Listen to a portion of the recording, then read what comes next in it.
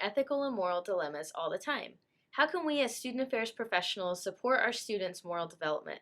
We know. Use Rest's theory of a Neo-Kohlbergian approach to morality. What does rest mean? Nope, sorry grad students, Rest is not a bed. He is a theorist.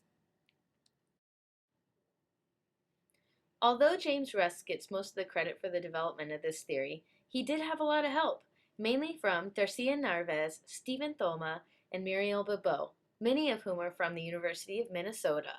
Let's take it back a little bit and let's talk about the history. In the late 1950s, Lawrence Kohlberg, Larry, as known by Rest et al., released one of the most well-known moral development theories, which describes 6 stages in which individuals progress in morality. In the late 1990s and early 2000s, Rest and his crew made a direct response to Kohlberg's theory. Inspired by Kohlberg's principles, they built on the same core assumptions of the original moral theory, but proposed a new model addressing concerns identified in Kohlberg's initial theory.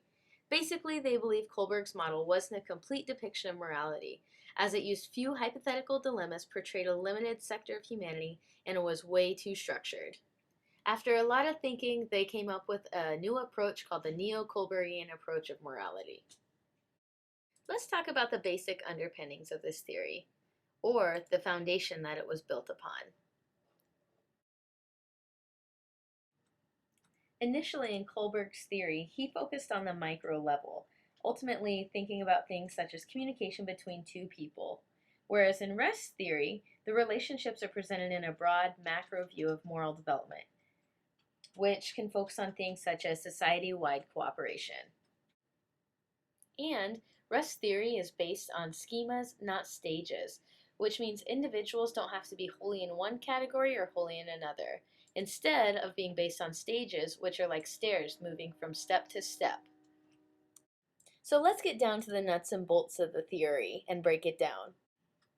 Research used to form this Neo-Kohlbergian approach was gathered using the Defining Issues Test, or DIT. Basically, the DIT uses a Likert-type scale to rate issues surrounding several moral dilemmas. Rest's theory is broken up into 3 schemas as opposed to 6 stages like Kohlberg's model.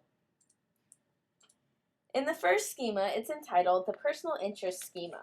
In this schema, all decisions are focused on self, and there's little awareness of others, included in making moral decisions. Ultimately, those involved in the moral dilemma are focused on themselves, not on a society-wide basis. In this personal interest schema, individuals range from ages 0 to 12 years of age.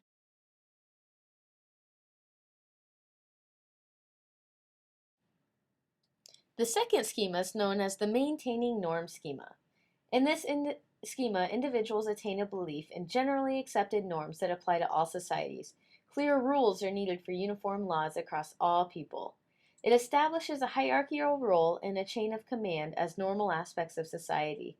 This idea that if I obey the law, others will too, presents a reciprocal approach to morality. The third and last schema is entitled the Post-Conventional Schema, and it has become a leading indicator of college development and generally occurs after high school throughout middle adolescence. In this schema, the shared ideals and reciprocity becomes the basis for moral decisions. This is similar to Kohlberg's 5th and 6th stages and is the most complex form of moral development. Also in this schema, individuals are contemplating bigger questions such as what ideals govern society and what does fair-minded and equal mean. This is the stage that most college educators should be focusing on creating in students and in a lifelong journey. As with all theories, there are certain limitations to Rest's model. First of all, they failed to consider differences in development between collectivistic and individualistic moral cultures, which may change schemas. Also, although this research does talk about male and females, it doesn't mention different racial and ethnic groups in the theory. Because of the broad nature of the theory, it does become difficult to apply this framework to very specific situations. Also, since you have to have a 12-year-old reading level to take the DIT, there is an educational privilege. In closing Rest's theory, just remember, an individual moves from a focus on individual desires to a fitting into society's expectations to understanding the balance of moral reciprocity and shared ideals. So, Given all this information, we have one final question for you. How would you use this theory in your work with your students in higher education and student affairs?